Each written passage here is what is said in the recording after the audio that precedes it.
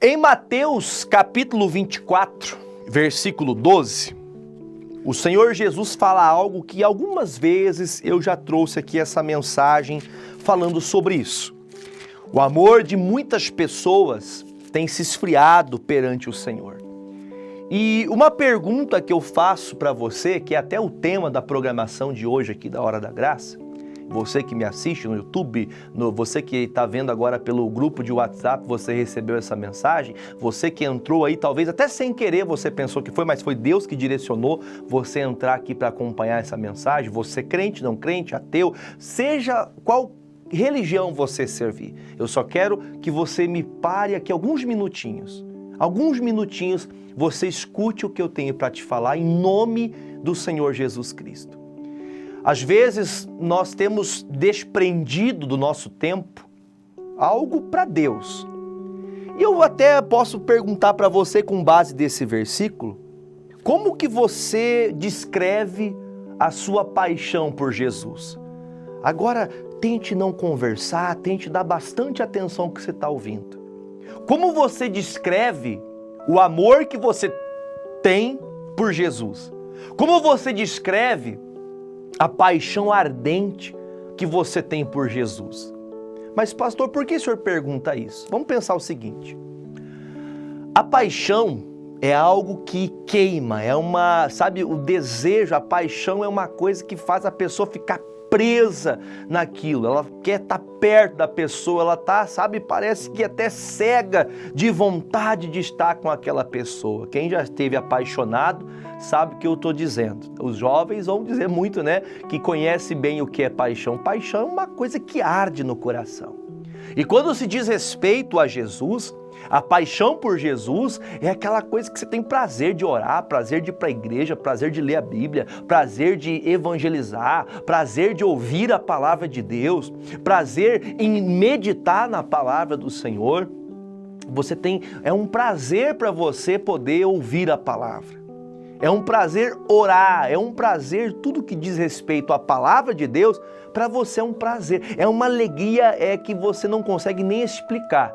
Essa é uma paixão, o que significa a paixão, é uma coisa que arde, é uma coisa que você não consegue ficar longe, ficar sem. E eu pergunto para você, para nós começarmos a mensagem de hoje, como você pode descrever a paixão que você tem por Jesus?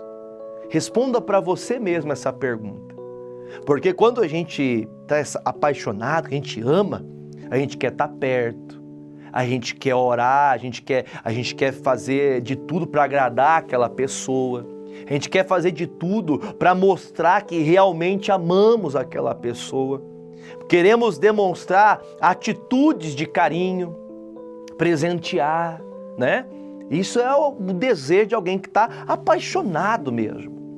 E quando vamos em direção a Jesus, entendemos que a paixão por Jesus nos faz não ser religiosos, mas nos faz amar de tal maneira ao Senhor que nós temos o maior prazer de ouvir a palavra, prazer de estar na presença de Deus, prazer de ouvir um pastor pregando, me abençoando. É prazeroso quando você está apaixonado por Jesus, naquele primeiro encontro, que você entende o grande amor de Jesus por você, que Ele te deu a salvação através da cruz do Calvário, o sacrifício que Ele fez por você. E isso é algo que queima, que arde no nosso coração. Porém, nos dias de hoje, nos períodos que vivemos, não digo nos dias de hoje, porque essa palavra se cumpre na vida daquele que deixa essa paixão por Jesus. Porém, Jesus disse algo muito sério aqui, Mateus, capítulo de número 24, versículo 12, diz assim: E por se multiplicar a iniquidade, o amor de muitos se esfriará.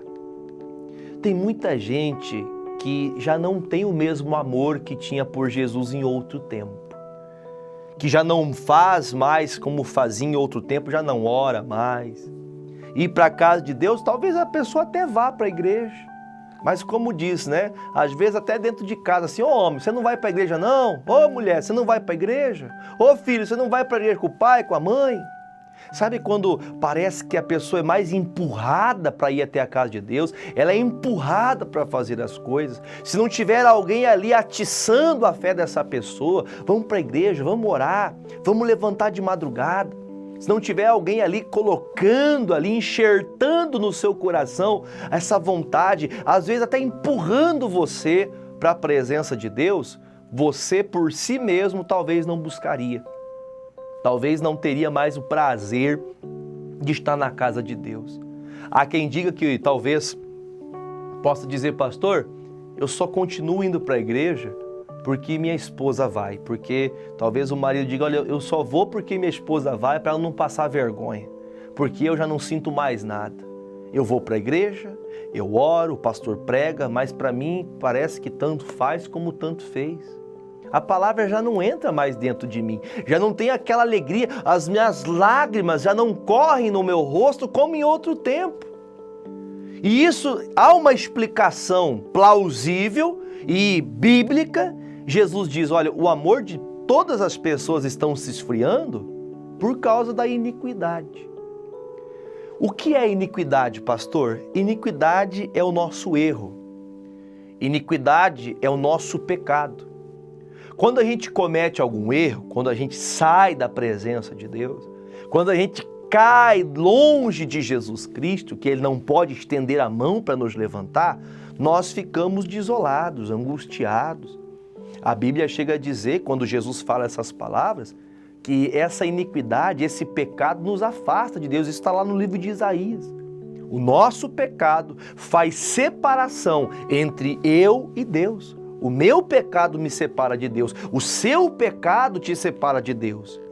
Aí a gente começa a olhar para a igreja, para o pastor, a gente começa a olhar para a política, começa a olhar para a situação financeira, começamos a olhar para o trabalho, olhamos para tudo, olhamos e, na verdade, olhamos para se escandalizar. Como assim? Vamos pensar o seguinte, o mundo é mau. A Bíblia diz em Hebreus capítulo de número 12 que nós temos que olhar para Jesus. Se o mundo é mau, nós temos que entender e compreender. Se ficarmos olhando para as coisas que acontecem no mundo, nós vamos escandalizar, porque o mundo é mau, o mundo é sujo. Vemos quantas pessoas falhando, cristãos, né? Pessoas que deveriam guardar a palavra, pastores, igrejas, membros, obreiros, pessoas que deveriam andar no caminho e não andam. E quando começamos a olhar para os pecados alheios, quem começa a pecar é a gente. Nós vamos nos afastando de Deus por conta de outras coisas que nós não deveríamos ter olhado. Então Jesus diz, olha, o amor está esfriando por causa do pecado. O pecado aumenta a cada passo, ele aumenta e aumenta de uma forma exorbitante, da qual se nós não dermos a verdadeira atenção, se nós não olharmos para a palavra de Deus com amor, com temor e respeito à palavra, qualquer um vai cair. O cristão, a mulher de Deus, o homem de Deus vai acabar cometendo os piores vacilos do mundo. O marido vai trair a esposa vai trair o marido. Os pais vão perder a confiança dos filhos, os filhos vão perder a confiança dos pais. Já não se, na praça, no trabalho ou em quaisquer lugar, essa pessoa já não tem mais aquele nome bem feito, o bom nome diante das pessoas. E assim por diante vai. Aí eu fico me perguntando, com base disso aqui, o que tem me custado ser cristão? Se você com muito respeito, respeita aqui o Espírito Santo que está sobre a minha vida, sobre a tua vida agora, você pode falar até junto comigo. O que tem me custado? Qual é o custo que eu estou pagando? Entenda que eu não estou falando de bens financeiros. Qual é o custo que eu tenho por ser cristão? O que eu estou fazendo por amor a Cristo? O que eu estou fazendo para dar em troca o grande amor do Senhor, pastor? Não há como pagar alguma coisa em respeito àquilo que Jesus fez por mim, mas o mínimo que eu tenho que fazer é andar na palavra de Deus. E essa é uma pergunta que, meu Deus, eu fico percebendo, será que eu tenho sido um cristão verdadeiro? Porque um cristão verdadeiro é aquele que vive de acordo com as palavras e ensinamentos de Cristo, de Jesus. Se eu não tenho guardado, não tenho praticado a palavra de Deus, se eu não tenho feito aquilo que a Bíblia diz, que nós podemos então ser perfeitos como nosso Senhor Jesus o é, como assim, pastor? Nós nunca vamos ser perfeitos? A palavra diz que nós temos que buscar até chegar a ser varão perfeito, uma pessoa que anda em perfeição diante de Deus. E não pense que andar em perfeição significa que você tem que ser o melhor crente, não, pelo contrário. Muito pelo contrário. Pense na sua vida, nesses últimos tempos, nessa semana agora, hoje é terça-feira, para quem assiste aqui no ao vivo. Terça-feira, o que você fez do início da semana, que é o domingo, dia do Senhor, segunda-feira, primeiro dia de trabalho? O que você fez? O que você fez hoje? O que você se desprendeu de você, do seu querer, para fazer para Deus? O que você fez? O que você, como um cristão, uma cristã, uma pessoa que acredita no Evangelho, que acredita na palavra de Deus, o que você tem colocado de acordo com a palavra do Senhor para você motivar pessoas que estão ao seu lado, para você andar com Jesus? Se você deixar aqui, vamos deixar esse versículo, vamos comigo ali no livro de Mateus ainda, aqui 2 páginas para frente, depende da sua Bíblia, capítulo 16, versículo 24. Mateus 16, versículo 24. Vamos lá? Volta algumas páginas para trás, por favor. Mateus 16, 24. Vai passar para você na sua tela também aí, tá? 16, 24 diz assim, Jesus falando aqui agora, né? Então disse Jesus aos seus discípulos, se alguém quiser, se é vontade sua, vir após mim, isso Jesus dizendo, você deve fazer o quê? Renunciar a si mesmo. E depois de você renunciar a si mesmo, tome sobre si a sua cruz e siga-me. Está aqui um dos versículos muitas vezes mal compreendidos por muita gente. Primeiro, quando Jesus fala que nós, se queremos andar com Ele, eu acho que talvez essa pergunta seja até desnecessária de ser feita. Mas eu pergunto para quem talvez tenha essa dúvida, você quer seguir a Jesus? Você quer andar com Deus? Você quer ser um servo de Jesus? Servir a Jesus não é ser somente um pastor, um diácono, um obreiro, um levita. Servir a Jesus é viver na santidade, integridade da palavra. E se você olhar para um outro lado, esse versículo nos abre os olhos que é para quem quer andar com Jesus. Você não precisa querer andar com Jesus. É uma escolha sua. Só que Jesus diz, olha, quem quiser me seguir, vai ter que matar a si mesmo. Você vai ter que deixar as suas próprias vontades, você vai ter que renunciar aos seus prazeres, ao seu gosto, você vai ter que renunciar, muitas vezes, o teu ego, tua ignorância, para poder andar com Jesus. E ele fala isso, que é algo bem claro, porque eu até perguntei há pouco para você, o que você tem feito como um cristão nas últimas semanas, no último mês, no último ano que passou em 2020? Você tem falado de Jesus? Ou você vive só atribulado, sem querer nada com Jesus? Porque Jesus está deixando bem claro, quem quiser. Ninguém é obrigado a andar com Jesus. Se você falar, pastor, olha, ainda bem que o senhor está falando isso, porque eu não quero andar com Jesus, é um direito seu. Só que ele disse, quem quer andar com Jesus, ele vai ter que renunciar às suas próprias vontades. Por isso eu digo que às vezes é um versículo mal compreendido para algumas pessoas, por causa da segunda parte, a parte B do versículo que diz assim, ó, que se tome sobre si a sua cruz e siga-me. Olha o que eu vou dizer para você. Tem gente que pensa assim, por exemplo, a esposa, a minha cruz é meu marido. Nós achamos que a cruz de Cristo é um fardo. E não é um fardo. Jesus carregou o peso da cruz, que eu digo não da madeira em si, claro que tinha um peso naquela cruz, mas leia comigo essa parte de novo, só para a gente compreender. Versículo novamente 24, olha ali a segunda parte do versículo 24. Renuncie-se a si mesmo, tome sobre si a sua cruz e então passe a seguir. Siga-me após você ter tomado a sua cruz. Quando falamos da cruz, não é para você viver carregando um fardo. Esse seguir a Jesus aqui só é possível para quem quebranta-se diante de Deus. Até um outro versículo em Mateus 5 também diz sobre a questão dos humilhados. Você já deve ter ouvido falar, os humilhados serão exaltados. Você pode ter entendido de uma forma errada. Porque os humilhados são exaltados, não são aqueles que são humilhados por alguém, mas aqueles que se humilham. Aqueles que deixam a sua própria vontade de lado para fazer a vontade de Deus. E aí a gente começa a perceber, nós não oramos mais, não temos prazer de ir para a igreja mais, não temos vontade de ouvir uma palavra mais. Quando passo aqui, eu prefiro ficar vendo as coisas aqui no Facebook do que assistir uma palavra de Deus. Eu prefiro ter qualquer outra coisa para fazer. Eu estou com um compromisso. Na verdade, já é uma desculpa para não fazer algo de Deus, para você não crescer. Já não tem mais o prazer que outro tempo tinha. A paixão por Jesus acabou. E ele diz lá para a gente em Mateus 24, o amor de muitos tem esfriado por causa do pecado. E aqui a gente vê, muitas pessoas estão se afastando de Deus porque não querem ser verdadeiros. Não querem enfrentar o que tiver que enfrentar por amor a Cristo. Se for preciso morrer por Jesus, eu vou morrer por Jesus, mas eu vou andar com Ele. O Davi um dia ele disse, ele passava por uma... Vamos fazer isso? Vamos lá em Samuel. 2 Samuel 24. Hoje nós vamos passear um pouco na Bíblia. Segundo livro de Samuel, profeta Samuel 24, no versículo 24. Olha o que Davi, o maior rei de Israel, disse. Diz assim: porém, disse a Araúna ao rei.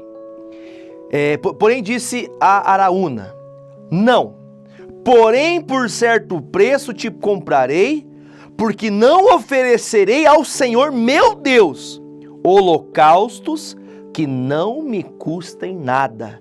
Assim Davi comprou a eira e os bois por 50 siclos de prata. Sabe o que ele fez? Sabe quais foram as palavras aqui de Davi? Eu só vou falar por cima a história. Ele queria fazer um voto, ele queria pagar um voto ao Senhor. Ele tinha feito um censo em Israel a qual Deus não se agradou. E para poder voltar a agradar o coração de Deus, ele chegou na eira de Araúna. Araúna tinha posse ali de muito boi, de madeira, que era para ele poder preparar o altar para o Senhor. E ele chega como rei, ele fala: Araúna, preciso disso e disso e disso para poder fazer um holocausto ao Senhor, um sacrifício a Deus. E aí o Araúna: pega o que você quiser de graça, Davi, porque tudo pertence para o Senhor que é o nosso rei, pode levar de graça. Aí o Davi fala: não, eu quero pagar, porque eu não quero dar nada para o meu Deus que não tenha custo para mim. O que tem custado a sua fé? Eu não estou falando de dinheiro não, tá? Sobre a sua vida. Você é de Deus? Você tem levantado na madrugada? Você tem ido até a casa de Deus? Você tem se predisposto a interceder na quarta da família pela sua família? Você tem movido o seu coração? Pastor, eu estou trabalhando demais. Será que talvez você não está se afastando da igreja, se afastando dos irmãos, se afastando do seu pastor, se afastando do meio eclesiástico, do meio do povo de Deus, porque alguns fizeram isso e também não deu problema nenhum? Pastor, eu vi muita gente sair e não deu nada, para mim também não vai dar. Olha o que diz em Hebreus 10, 25, vamos passear na Bíblia. Hebreus, a carta aos Hebreus, nós vamos abrir bem no finalzinho da Bíblia. É um versículo bem conhecido, Hebreus 10, 25. Olha o que diz aqui, Hebreus 10, 25. Não deixando a nossa congregação, a nossa igreja, como é um costume de alguns, não é todos, é alguns que fazem isso. Antes, o que nós temos que fazer? Admoestando-nos, exortando um aos outros, e tanto mais quanto vedes, que se vai aproximando aquele dia. Nós estamos vendo que Jesus, a vinda de Jesus é iminente. Vai chegar o momento que Jesus voltará, e como estará a igreja de Jesus? A igreja de Jesus não é o templo. Nós somos a igreja de Cristo e quando estamos dentro da casa de Deus, fazemos parte do corpo. Me desculpe o que eu vou lhe falar. A igreja sou eu. Sim, a Bíblia fala que nós somos o templo de Deus, o templo do Espírito Santo. É verdade, mas a igreja, segundo a palavra de Deus, é formada pelos membros e o corpo de Cristo é formado por membros. Nós temos que congregar, temos que sim ir para a igreja. Pastor, mas olha que quantas coisas ruins estão acontecendo no mundo. É agora que o povo de Deus tinha que mostrar força. É agora que o povo de Deus tinha que estar clamando, buscando, intercedendo. Mas não, o povo se afastou, o povo esqueceu de Deus. Porque se a gente pegar a frase principal que nós iniciamos aqui hoje, eu te fiz uma pergunta no começo da mensagem. Como está a paixão que você tem por Jesus? Como que você descreve a paixão que você tem por Jesus? Ah, pastor, eu já fui mais próximo de Deus. Só que assim, pastor, eu estou andando com Deus, eu não vou para a igreja, mas eu sou a pessoa que busca a Deus, eu tenho o meu jeito de buscar a Deus. Não existe esse negócio do meu jeito de buscar a Deus, ou é do jeito de Deus ou não é. E não estou dizendo também que é só a igreja que você tem lugar para buscar a Deus, mas nós temos que buscar como a palavra diz, não como você quer. Se você olhar por um outro lado, existe muitas vezes na Bíblia, em várias e várias passagens, nós encontramos o povo de Deus sofrendo, e quando eles começam a sofrer, aí resolvem buscar Deus. Será que você não é essa pessoa que se apaixona por Jesus quando você tem um problema? Aí você vem até Jesus, ora, para acontecer um milagre, mas quando passa aquele momento ali, você abandona Jesus de novo? Vou mostrar um caso para você. Vamos comigo ali no livro de 2 Crônicas 15, versículo 4. O rei Asa, ele fez, o povo que estava ali com o rei Asa, quando estavam perdidos, sem direção, quando as coisas estavam indo de mal a pior, olha o que o povo fazia. Mas, quando na sua angústia, na tristeza, em todos os problemas que eles tinham, eles se convertiam ao Senhor, Deus de Israel, e quando os buscava, achava. Quer dizer o quê? Enquanto o povo de Deus estava bem, por assim dizer, eles não buscavam. Mas quando eles estavam em angústia, quando eles estavam precisando, aí eles buscavam a Deus. E eu posso falar mais, vamos deixar aqui, vamos lá em Isaías 26 para a gente fazer oração. Hoje nós estamos passeando pela Bíblia. Isaías, capítulo de número 26, versículo de número 26. Isaías 26, versículo 16. Vai passar na sua tela aí. Senhor, no aperto, na dificuldade, te visitaram, vindo sobre eles a tua correção, derramaram a sua oração secreta. Às vezes, nós somos apaixonados por Jesus quando estamos cheios de problemas, quando as lutas aumentam. Às vezes, a nossa paixão por Jesus só é verdadeira mesmo, de buscar de coração, quando a gente está em uma necessidade. Você vai esperar uma necessidade chegar para você buscar a Deus de coração? Jesus, ele disse, com essas palavras eu termino para orar. Se você quer seguir se você quer me seguir, isso é um direito seu. Você pode seguir como não pode, você que escolhe. Você quer me seguir?